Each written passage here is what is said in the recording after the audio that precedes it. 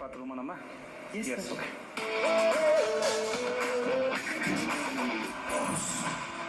Hi, நான் தான் உங்க கேள்வி. I'm like a princess. Always gotta keep my head up. You can see my head now. Know what call it bad luck. I don't care 'cause I'm my very own. நான் வந்துட்டு சென்னையில தாங்க பிறந்து வளர்ந்தேன். நான் ஒரு ரொம்ப பாசிட்டிவான ஒரு பர்சன். என்னை சுற்றி இருக்கிறவங்களையும் ரொம்ப பாசிட்டிவாக வைக்கணும்னு நான் ரொம்ப ஆசைப்படுறேன்.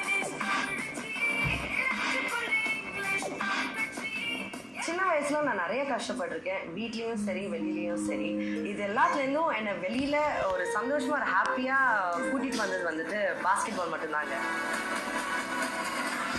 ஸோ நான் ஏற்கனவே ஒரு பாசிட்டிவான girl, high energy, hyper active girl. So இதெல்லாமே கலந்து பாஸ்கெட் பாலோடையும் சேர்ந்து நான் இந்தியாவுக்கு விளையாடினேன். இந்தியாவுக்கு ஒரு சில்வர் மெடல் வாங்கினேன் இந்த FIBA ஏஷியன் கேம்ஸ்.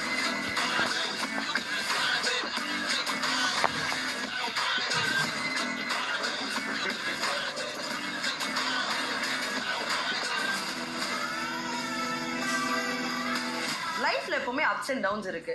ஆனா என் வாழ்க்கையில திடீர்னு உடனே எல்லாமே நடந்துரும். ஸோ அதே மாதிரி தான் எனக்கு பாஸ்கெட் பால்ல எனக்கு பிடிக்கவே பிடிக்காத பாலிடிக்ஸ் அண்ட் பார்ஷியாலிட்டி நடந்தது. நான் பாஸ்கெட் பாலையும் நான் விட்டுட்டேன். நம்ம வாழ்க்கைக்கு தான் நம்ம நல்லா போனாலே பிடிக்காது, ஏதாவது நடந்துட்டு இருக்கணும். ஸோ என் வேலை போயிடுச்சு. ஆனால் அது கூடவே என் அப்பாவுக்கும் மல்டிபிள் ஆர்கன் ஃபெயிலியர்னு நியூஸும் வந்து அப்பாவை எப்படி காப்பாற்றுறதுன்னு தெரியாமல் நிறைய க்ரௌட் ஃபண்டிங் பண்ணேன். திரும்ப ஆர்கன் ஃபெயிலியர் ஆகி ஒரு மாதத்துக்கு முன்னாடி அப்பா இறந்துட்டாங்க. அம்மாவுக்கும் பாட்டிக்கும் ஏற்கனவே ஹெல்த் இஷ்யூஸ் இருந்தது.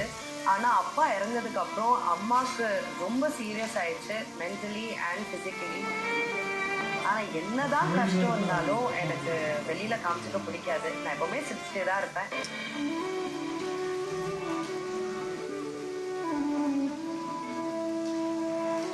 மீடியாக்குள்ள எப்படி வந்தேன் தானே கேட்குறீங்க. ஃபர்ஸ்ட் விஜய் டிவியில் ஒரு ரியாலிட்டி ஷோவில் ஆடியன்ஸாக உட்காந்துருந்தேன். அடுத்தது கண்டஸ்டண்ட்டாக நான் போனேன். அதுக்கப்புறம் நிறைய உழைச்சேன், ஆங்கர் ஆனேன். இப்போ நான் பிக் பாஸில் வந்து நான் நிற்கிறேன். இப்போ நான் ஏன் பிக் பாஸ்குள்ளே வந்திருக்கேன் தானே கேட்குறீங்க. எல்லாருமே சிரிச்சுட்டே இருக்கிற கேமியை தான் நீங்கள் பார்த்துருக்கீங்க. ஒரு காயினுக்கு எப்போவுமே 2 பக்கம் இருக்கும். ஸோ அந்த இன்னொரு பக்கம் காமிக்கிறதுக்காக தான் நான் பிக் பாஸ் வந்திருக்கேன்.